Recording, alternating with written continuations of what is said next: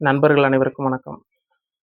Iran மீது America மற்றும் Israel ஒருங்கிணைந்து மேற்கொண்ட போரானது ஒரு வாரத்தை கடந்து நீண்டு கொண்டிருக்கிறது.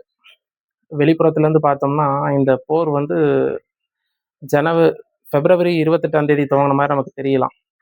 ஆனா, அந்த போருக்கான தயாரிப்பு வந்து ஜனவரி மாசத்துலேருந்தே துவங்கிட்டாங்கன்னு தான் நம்ம சொல்லணும். நான் சொன்னது ராணுவ நடவடிக்கை, பொருளாதார ரீதியான போர் இல்ல. அத பத்தி நம்ம பின்னாடி பேசுவோம். முதல்ல 2025 டிசம்பர் மாதமே வந்து ஈரான்ல உள்நாட்டு கிளர்ச்சியானது துவங்குது. 2025 ஜூன் மாதம் மேற்கொண்ட போரில் ஏற்பட்ட ஒரு பொருளாதார நெருக்கடி ப்ளஸ் ரியாலோட மதிப்பு வந்து பன்மடங்கு குறையுது. டாலருக்கு நிகரான ரியாலின் மதிப்பு. மேற்கொண்டு தொடர்ச்சியான மின்வெட்டுகள், வறட்சியின் காரணமாக ஒரு மக்கள்கிட்ட ஏற்படுற ஒரு அன்ரெஸ்ட், மழை வந்து சரியா இல்லாதனால அது ஒரு வறட்சி, அது ஒரு அன்ரெஸ்ட், ப்ளஸ் வேலையில்லா திண்டாட்டம், உணவு பஞ்சம், பணவீக்கம் 40% மேலே போயிடுச்சு. இதெல்லாம் சேர்ந்து மிகப்பெரிய ஒரு கிளர்ச்சியை ஏற்படுத்துது. டிசம்பர் 26 டெஹரானில் அதுக்கான போராட்டங்கள் வெடிக்க ஆரம்பிக்குது 2025.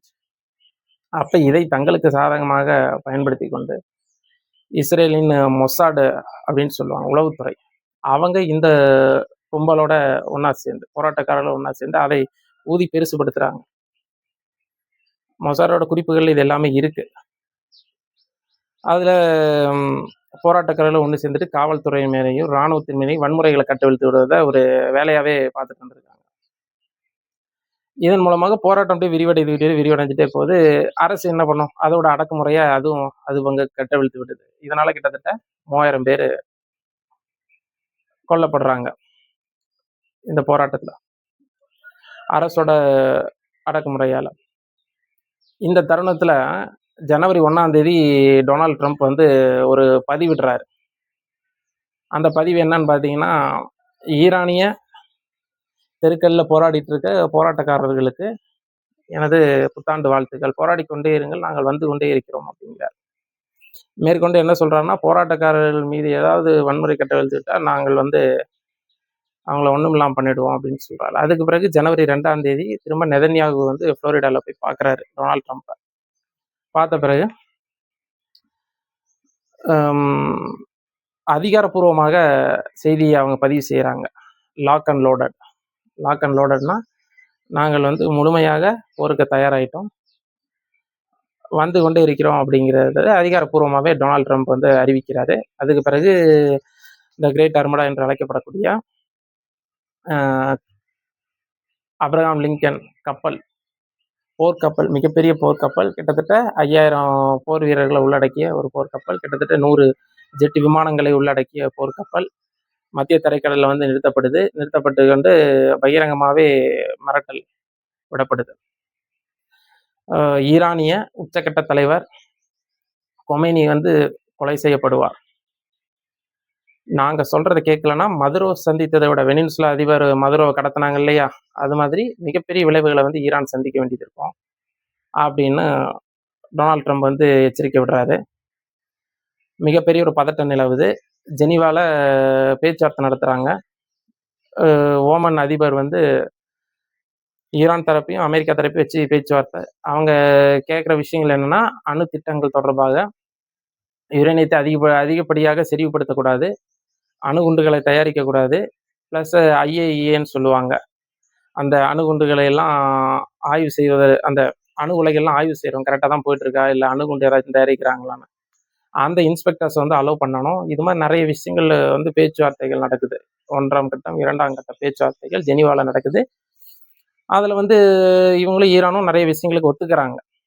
ஆனால் அவங்க அமெரிக்கா தரப்பு என்ன சொல்கிறாங்கன்னா, நீ முழுமையாக அணு கொள்கையை, அணு திட்டங்களே விடணும், அணு ஆற்றல் அவங்க அதை வச்சு தான் நிறைய உற்பத்தி செய்கிறாங்க, ஆக்கத்திற்காக அணு திட்டங்களை நிறைய பயன்படுத்திட்டு இருக்காங்க, ஆனால் அதையே முழுசாக விடணும் அப்படிங்கிறாங்க. ஆனால் இந்த விஷயங்களில் வந்து உடன்படிக்கை எட்டப்படுது.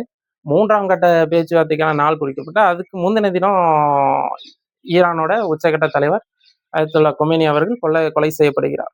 அவரோட சேர்ந்து 48 பேர் கொலை செய்யப்படுறாங்க. இன்னும் சிங்கிள் ஷாட், டொனால்ட் ட்ரம்ப்போட அறிக்கையின்படி நம்ம பார்த்தோம்னா கிட்டத்தட்ட 24 மாகாணங்கள் மீது அன்றைய தேதி மட்டும் தாக்குதல் நடத்தப்படுது. அப்போ பேச்சுவார்த்தைக்கு அழைத்தது, நெகோசியேஷனுக்கு ஓமன் வந்தது, எல்லாமே இங்கே வந்து ஒரு செட்டப் தான். ஏன் அப்படின்னு சொல்கிறோம்னா, இந்த தாக்குதல் முடிந்த பிறகு இஸ்ரேலிய இராணுவ அமைச்சகம் வந்து ஒரு அறிக்கை வெளியிடுது. கொமைனியை கொல்ல வேண்டும், அந்த ஒரு துல்லிய தாக்குதல் இருக்கு இல்லையா, கிட்டத்தட்ட 30 செகண்ட்னு சொல்கிறாங்க. 30 செகண்ட்ல 200 அடி ஆழத்தில் பங்கரில் நடந்த ரகசிய கூட்டம்.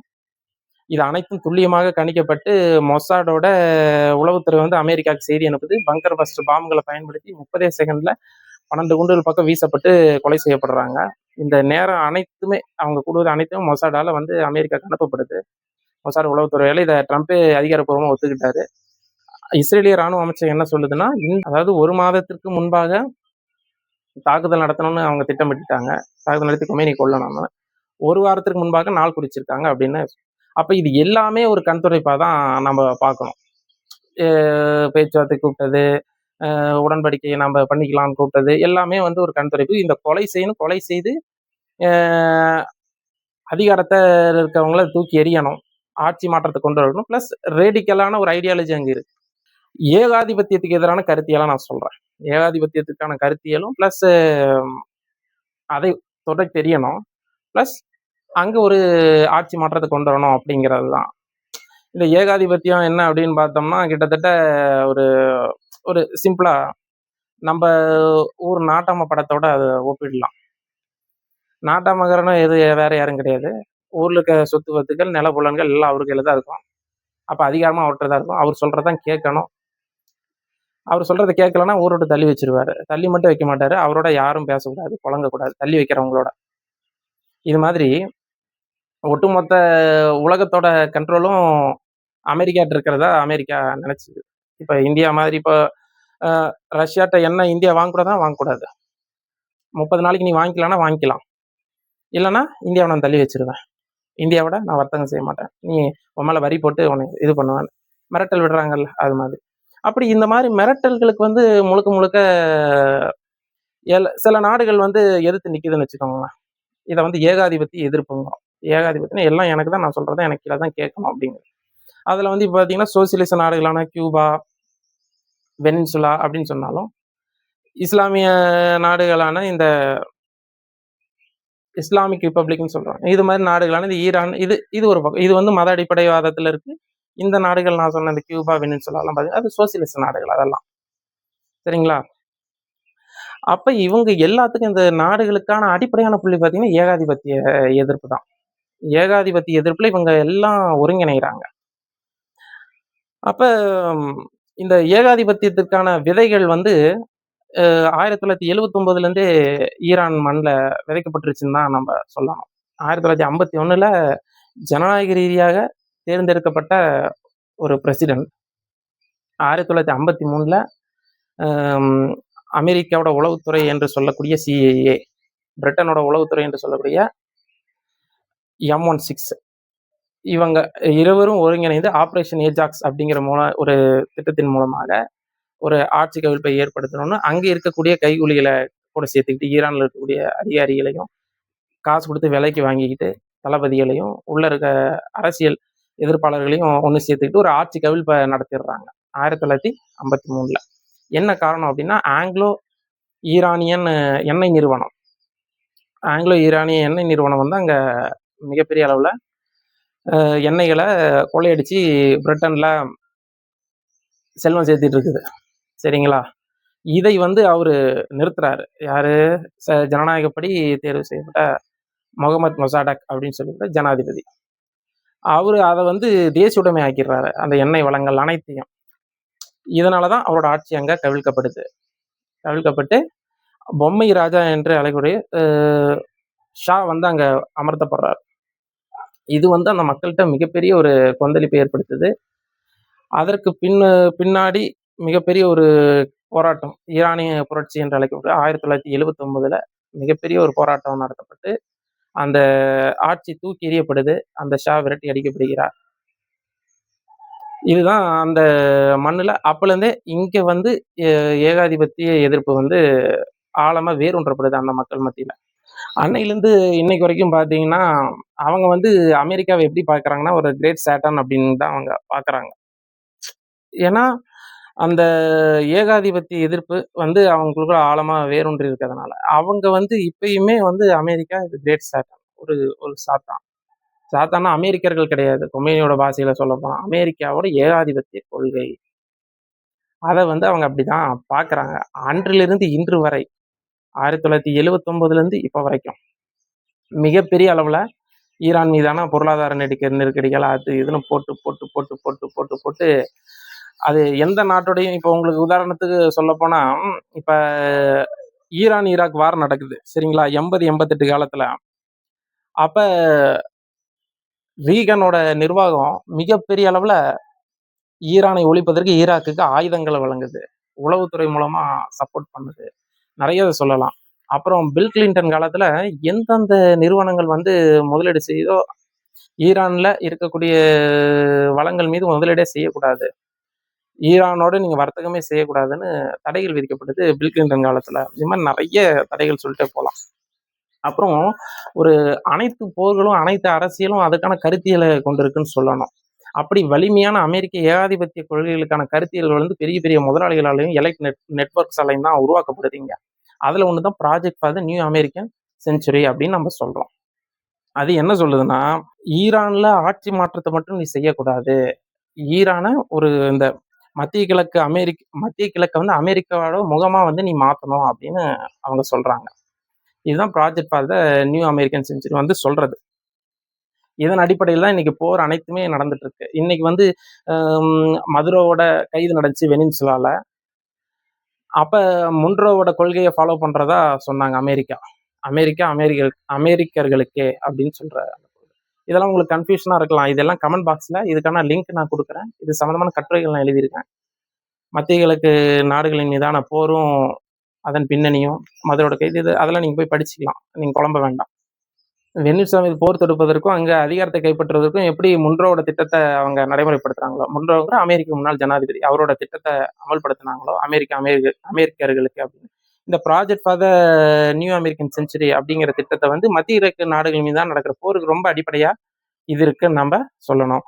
அதுக்கு பிறகு பாத்தீங்கன்னா இஸ்ரேல் இது ஒரு பக்கம் இருக்கு. இஸ்ரேல் ஒரு நிழல் யுத்தத்தை தொடர்ச்சியா நடத்திட்டு தான் இருக்கு. குறிப்பா சொல்லப்போனா விஞ்ஞானிகளை தொடர்ச்சியா கொலை செஞ்சுட்டு இருக்கிறது. ஏன்னா இந்த அணுத்திட்டம் வந்து மிகப்பெரிய ஒரு அச்சுறுத்தலா இருக்கு ஈரானுக்கு. நாம தான் இந்த மிடில் ஈஸ்ட்ல மிகப்பெரிய ஒரு வல்லாதிக்க சக்தியா இருக்கிறோம். நம்மை தாண்டி ஈரான் வந்துடக்கூடாது. அதோட ஹெகிமனி இஸ்ரேலோட மேலாதிக்கத்தை நிலைநிறுத்துவதற்கு ஈரான் வந்து ஒரு பெரிய அச்சுறுத்தலா தான் அது பாக்குது.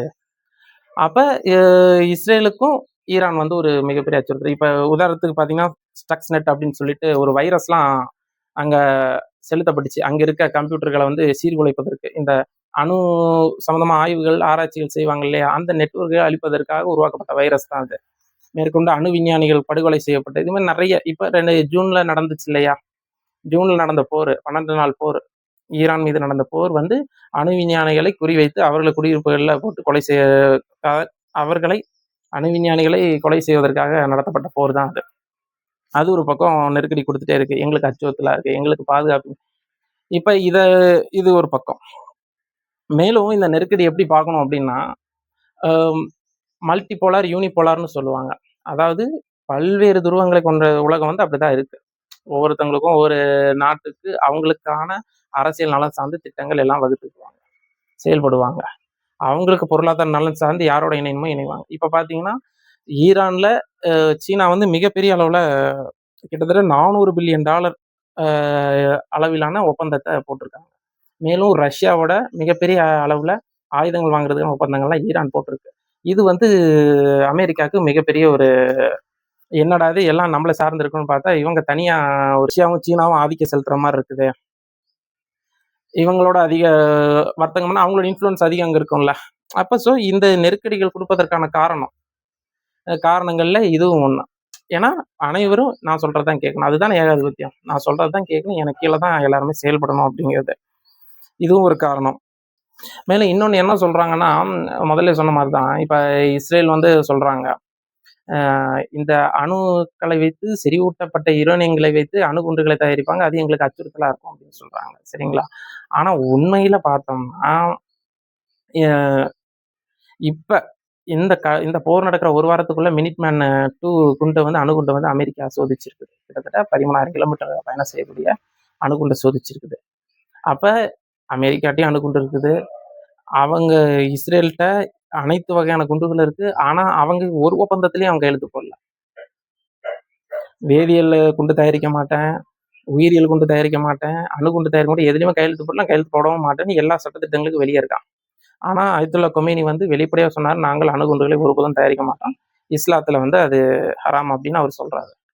இதை எதையுமே கணக்கில் எடுத்துக்காம, இவன் எந்த சட்டத்திட்டையும் அமெரிக்காவும் ஃபாலோ பண்ணாம, இஸ்ரேலும் ஃபாலோ பண்ணாம, இவங்க வந்து எங்களுக்கு அச்சுறுத்தலா இருக்கு, இவங்க வந்து அணுகுண்டு தயாரிச்சிருவாங்க அப்படின்னு சொல்றாங்க.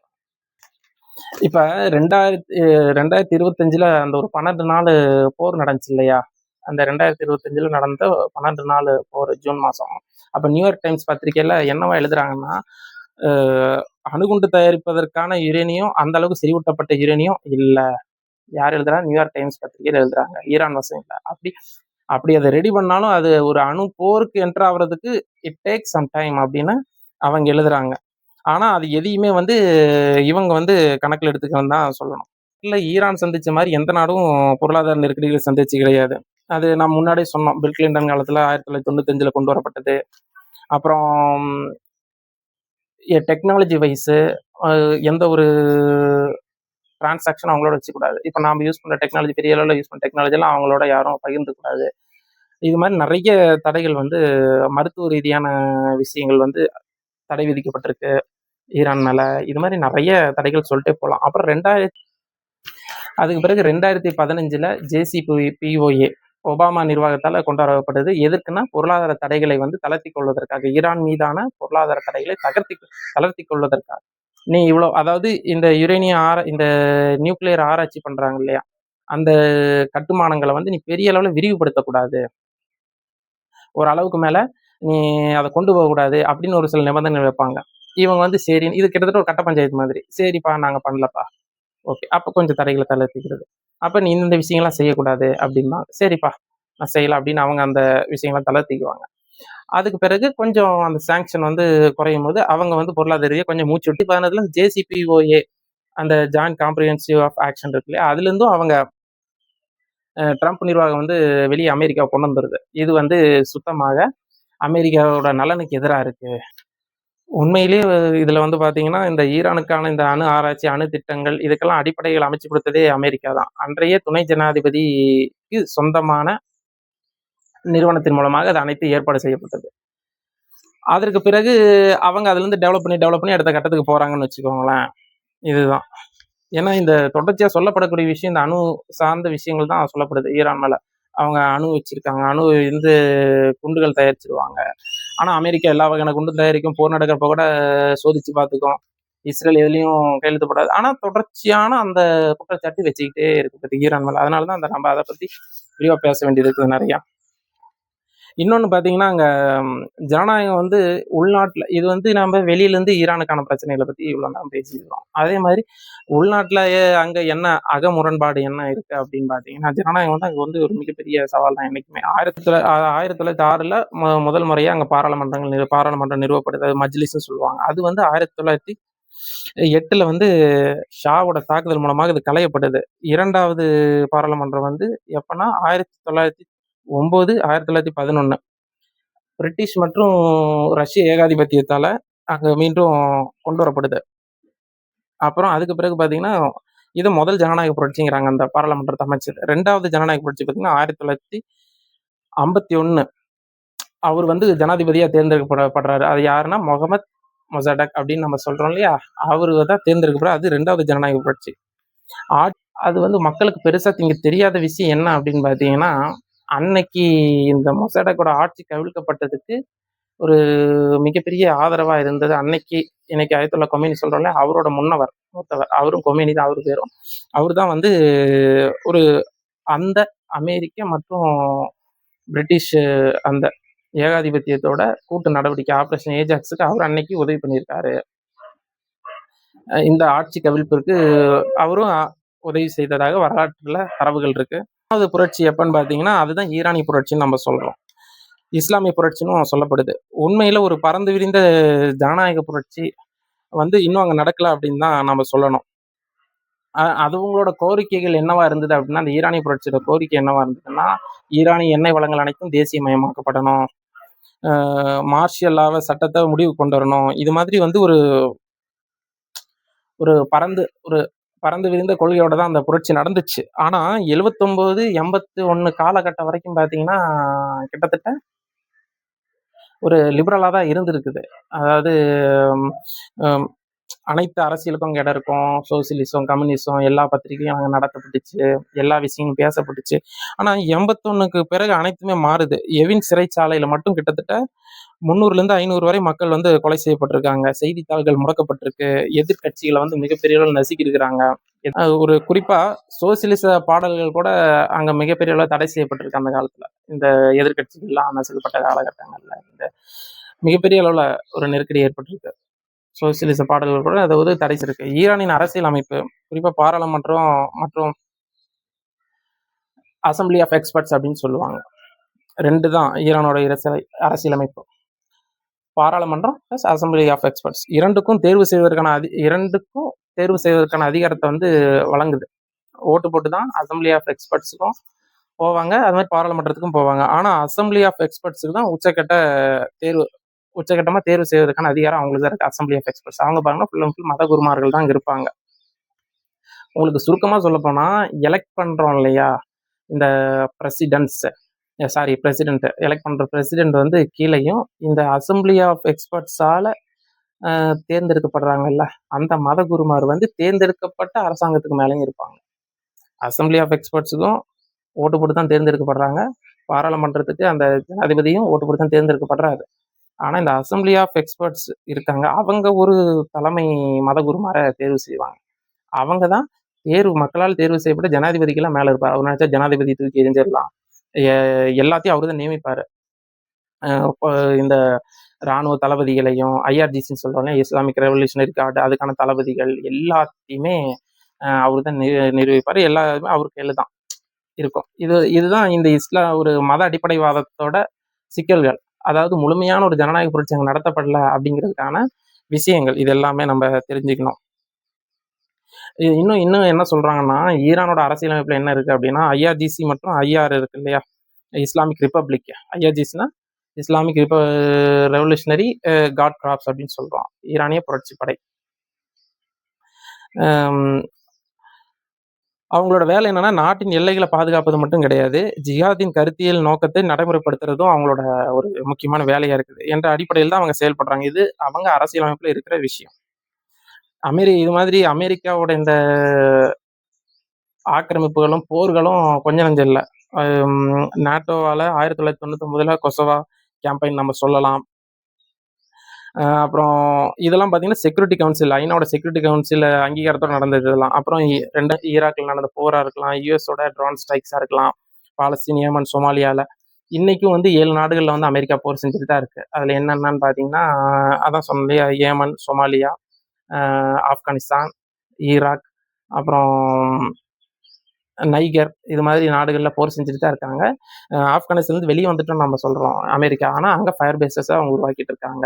இந்த 2002 அங்கீகாரம் அவங்க வாங்குறாங்கல்ல, அந்த அத்தாரிசேஷன், அந்த உரிமைகளை வச்சு அவங்க வந்து இன்னும் அந்த போர்களை 7 நாடுகளில் நடத்திட்டு தான் இருக்காங்க. ஆனால் ஊடகங்கள் வந்து நமக்கு கொண்டு வந்து சேர்த்துறது என்னன்னா ஈரானில் பண்ணிட்டு இருக்காங்க, போர் பண்ணிட்டு இருக்காங்க அப்படின்னு. இது சம்மந்தப்பட்ட நிறைய கட்டுரைகள் வந்து நான் எழுதியிருக்கேன், கமெண்ட் பாக்ஸ்லையும் உங்களுக்கு நான் கொடுக்குறேன், அடுத்து படித்து தெரிஞ்சுக்கோங்க. நன்றி.